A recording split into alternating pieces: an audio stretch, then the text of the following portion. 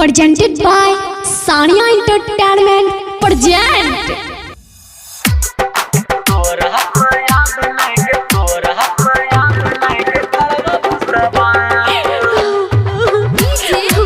producer by Kundan Babu Mirpur studio Satish नगर चौक पसराहा।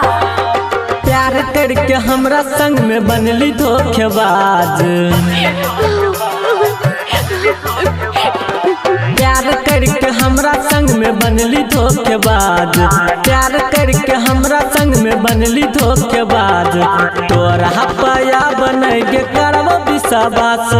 तोरा पाया बनैगे करब विश्वास। प्यार करके हमरा संग में बनली धोखेबाज। तोरा पाया बनैगे करब विश्वास। तोरा पाया बनैगे करब विश्वास।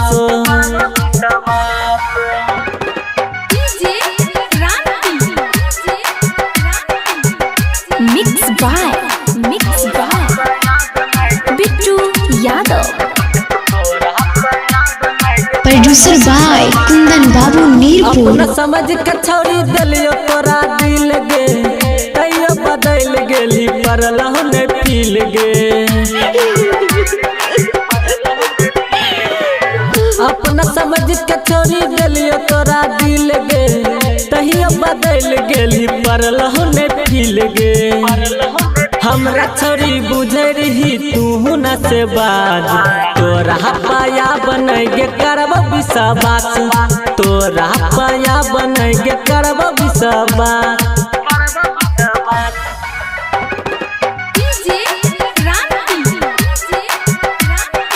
माँ चंडिका रिकॉर्डिंग स्टूडियो सतीश नगर चौक पसराहा।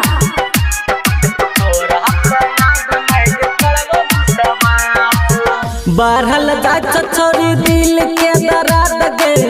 लगल न लाज खोजल दोसर मरद गे। बढ़ल जात छोरी दिल के दर्द गे। लगल न लाज खोजल दोसर मरद गे। लाचमन रंग हिला कौन लगल लाज। तोरा पाया बनैगे करब विश्वास।